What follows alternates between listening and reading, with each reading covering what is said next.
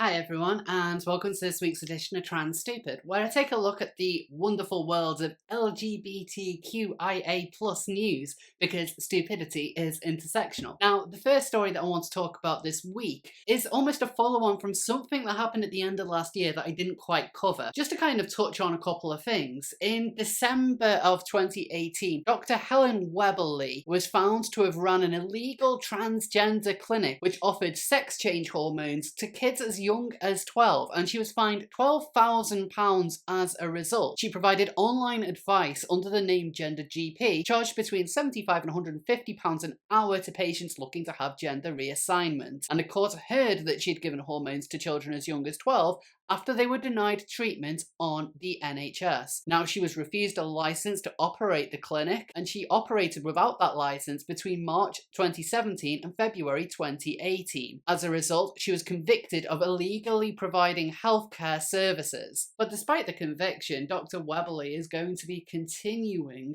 her so-called great work by moving abroad. Doctor who ran a legal transgender clinic offering sex change hormones to kids moves business abroad. Helen Weberly of Abergavenny was fined £12,000 in December 2018 after being found guilty of illegally providing healthcare services from her home under the firm Online GP Services. But the doctor, who was given an interim suspension by the General Medical Council in November 2018, is to move online clinic Gender GP, run by her and her husband Mike Weberly, to Malaga in order to allow their 1,600 patients to continue to receive treatment. In a statement shared on the Gender GP website, Dr. Weberly said, "Mike and I are unable to prescribe anymore, but we have taken safe and secure steps to make sure that nobody is without care whilst we wait for the NHS to step up to the mark. We have moved the management hub of Gender GP and the medical care outside of the UK until it is safe to bring it back. Our European doctors have been specially trained to advise and prescribe for you once you have undergone the Gender GP appraisal pathway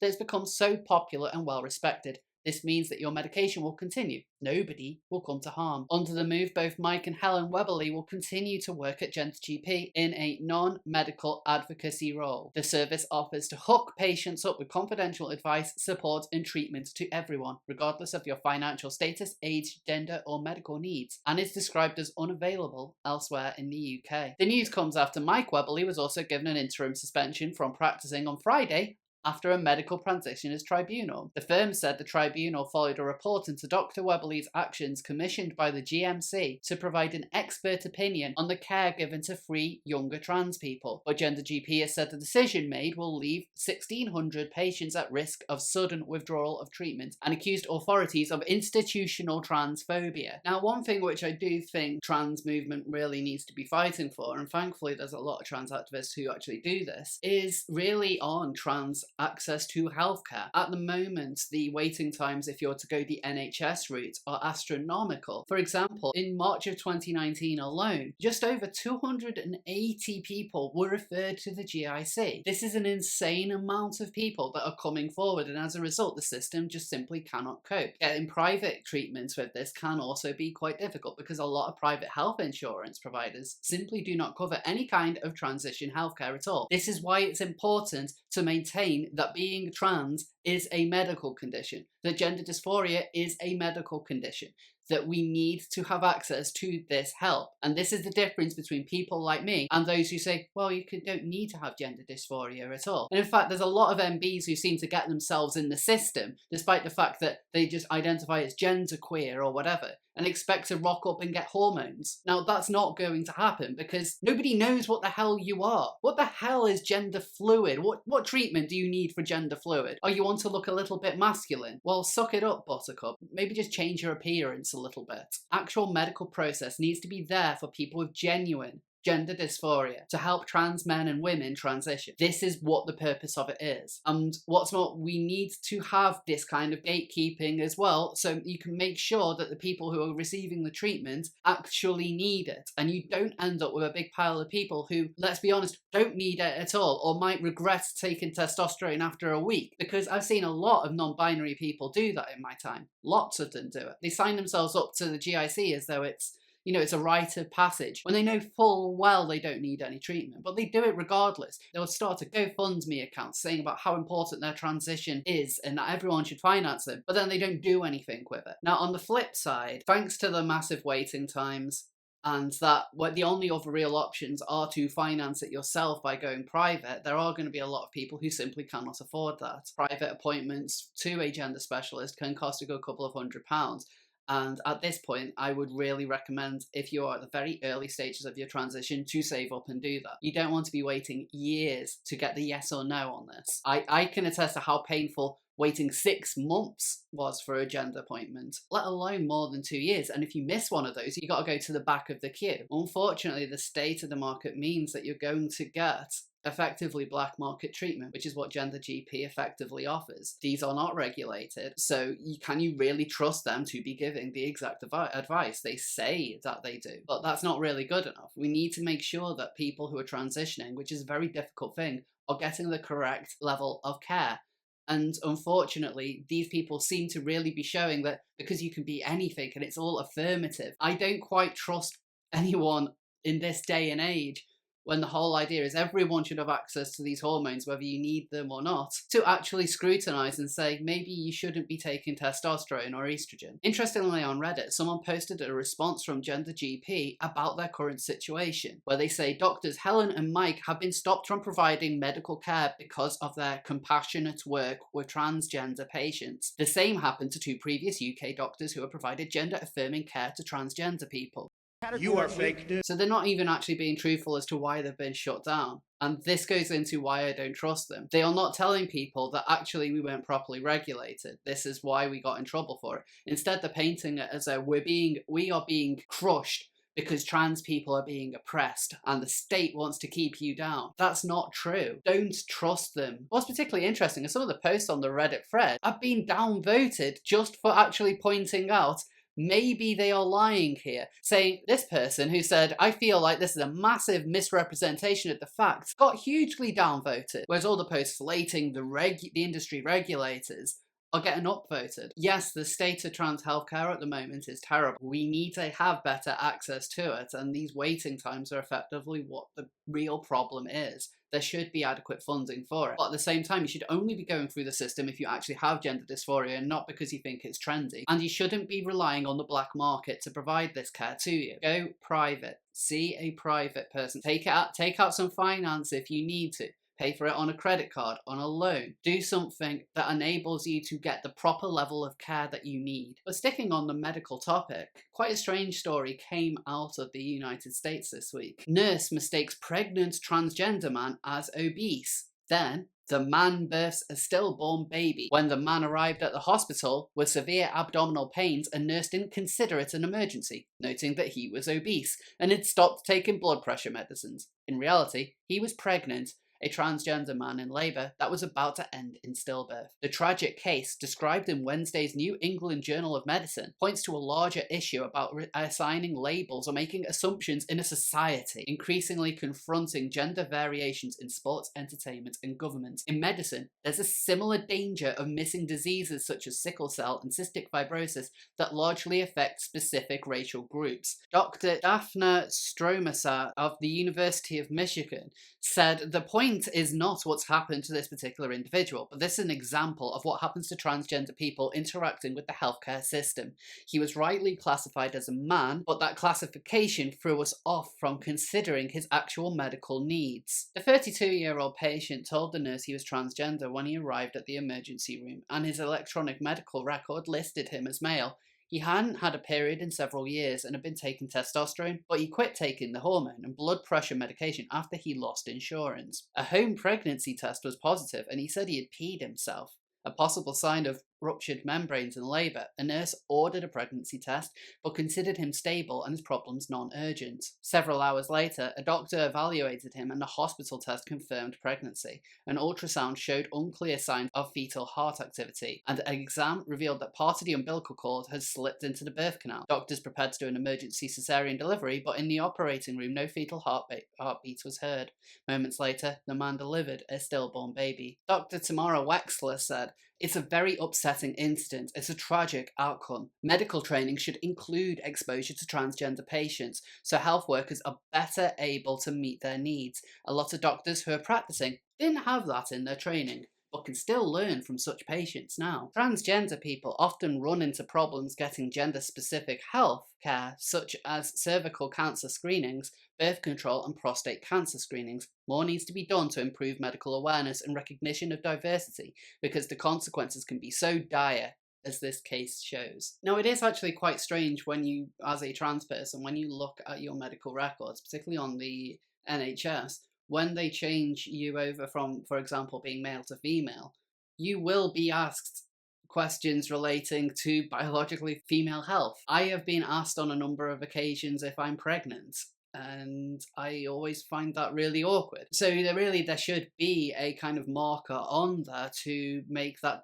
distinction that somebody is trans. And in this instance, the guy actually points out to them right at the start saying, well, I am trans. But at the same time, a lot of doctors are going to be doing this kind of work on the fly, and if they see someone who just looks like an obese guy, the fact that they could potentially be pregnant is going to be the absolute last thing that they think about. They're just going to see a fat guy. This is something which sounds difficult, and I think this is one of the things where, in order to combat this, we need to be more honest about biology in doctors' records. There does appear to be a bit of a problem when it comes to recording this kind of thing, to be sure that we get the correct treatment. Yes, I like being able to go into a doctor's and like people not actually knowing that I'm trans. That, I'll be honest, I think that does feel good, but you got to be realistic about this as well. If you're expecting them to give you the proper treatment, how can I get the proper treatment if they want to put me in for a cervix smear? But ultimately, I can see why this would have been quite a difficult situation for the person that was involved. I can't blame the way in which the hospital acted, because this kind of thing is going to be so rare. It's unreasonable to assume that doctors need to be trained and understand every single kind of a medical emergency that comes through the doors. It's impossible. Nobody can do that. But let's address the way in which we're actually recorded on these systems, and maybe more things like this can be avoided in the future. But I think we need to get back on track with the wonderful world of wacky trans activists, and I got quite an interesting one this week. Meet Gregor Murray, who quit the SNP over the party's institutional transphobia this week. Murray, who is the only elected trans official in Scotland, claims to be no longer welcome or safe within the party. So why does this guy not feel safe within the SNP? Well, it turns out he's faced a standards hearing on Wednesday over claims of abusive messages on social media. Gee, a trans person who quits a political party after facing an investigation for their own misconduct. That's not something that ever happens in the trans movement, is it? No, this is the first time. Of course it was transphobia, though. It has absolutely nothing to do with the mean messages that you were sending people, does it? No. The former convener of Dundee City Council's Children and Family Service Committee was elected to 2012 and has been an outspoken supporter of trans rights, repeatedly clashing with SNP MPs and MSPs such as Joanna Cherry and Joan McAlpin over trans issues. Miss McAlpin lodged an official complaint about the councillor, who prefers not to be referred to with the pronoun he. What? Not to call this man a he. So yeah, Murray is naturally NB. You know what? Screw this. I don't respect this. I don't respect him as being a trans person. And I know that NB has a very, very low bar to entry. You can just say that you are NB and that's entirely it. You don't have to do anything. But Christ, this is the absolute laziest transition I've ever seen. He looks no different at all to when he wasn't NB. He has a beard. He dresses like a man. Just calling yourself trans and saying, well, don't use the he pronoun on me. Piss off. You look like a man. You've not done anything. I can respect an NB person who tries to make themselves look a little bit different. If you styled yourself in a different way, maybe I could say they. But look at you. A suit, short hair, beard. What does that scream? Man. You have not changed at all. Part of transitioning is the way in which the world sees you as well. You cannot call yourself something and expect the whole world to toe the line. No, I'm not calling you any other pronoun but he, because you've not worked at it. At least shave. At least try and look a bit different. Hell, dye your hair blue. Put on 100 pounds. Still keep a little bit of stubble. At least look a little bit different. But no, I do not respect this. after criticism of her stance on trans issues. Gregor Murphy told The Courier, "I am extremely sad to announce that after 18 years of giving everything I have, financially, physically and mentally to the SNP, that I feel I must now leave. As a trans person, I do not feel welcome or safe within the party's structure." Safe from what? What is going to attack you? Look, with all due respect, you can disagree with the radical feminists on a lot, but they are not assaulting people. They're not the ones who are sending malicious messages online threatening to beat people up. There's one side that does this and not them. How can you not see this? You are not in danger at all. You're not going to get harassed when you walk down the street, are you? Because you look like a man. You know, I'm very skeptical when I hear of trans people who say every single day that I am oppressed and every single day that I'm being, attacked. I can't be safe anywhere. But at least some of these people genuinely look a little bit different. So you can kind of see why they might be saying that. You don't look any different at all. You are the same as you were before you came out. And yet, I'm supposed to expect that you don't feel safe anymore. What, are the rad femmes going to storm your office, gag you up with duct tape and beat your ass? No, they're not going to do that, are they? They have been completely derelict in their duty of care towards me and have not afforded me the same support as others in similar positions. I've been left entirely out of my depth dealing with legal matters I do not understand. The SNP has a major institutional problem with transphobia and is doing nothing to rectify this. According to you guys, everyone has an institutional problem with transphobia because you're the ones who are left to define it. They're not calling you by whatever pronouns you would like, so therefore they're transphobic. Again, you look like a man. People are going to call you a man. Councillors, MSPs and MPs have been openly transphobic for months, and the party hierarchy has done nothing to stop them. Nicola Sturgeon's words on these matters have been perfect. But we do not need any more words. We need action. So of course Murray feels like a victim. Let's actually take a look into the thing that clearly made him jump. And it wasn't just transphobia, but turns out he might have done a couple of dodgy things. A Dundee politician has been suspended for 2 months after a watchdog ruled a string of offensive and abusive communications were in breach of the councillor's code of conduct. Gregor Murray, who represents the city's North East ward, was called before the Standards Commission for Scotland on Wednesday, but did not appear in person. The hearing panel found the councillor, who quit the SNP this week amid claims of institutional transphobia, also broke ethical standards by using abusive and vile language to and directed at members of the public. The councillor was alleged to have used terms that were insulting and offensive during Twitter exchanges with a member of the public on gender-related issues in January and July last year, and as such, behaved in a disrespectful manner. In their judgment, the panel said the councillor had abused the complainer by referring to her as a TERF. Announcing the decision, panel chairwoman Ashley Dunn said Gregor Murray had broken the councillor's code of conduct in all complaints made. In a statement in response to the ruling, Murray pledged to take legal advice as to what my next steps are for when my health permits.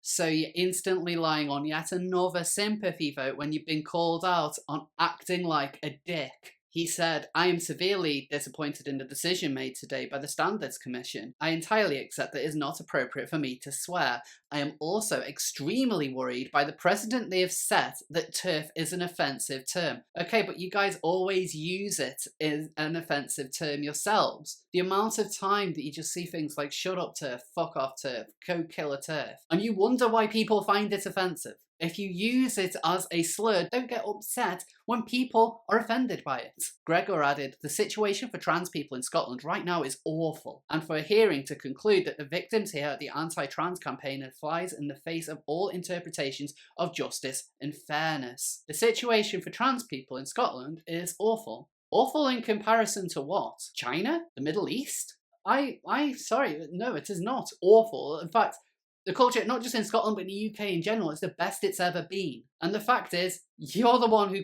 is caught out abusing people online. You being pulled up for this is not an attack on all trans people. As I said earlier, you've done absolutely nothing to even earn the title of being trans yourself. We have a problem in Scotland where trans people will not put themselves forward for elected positions.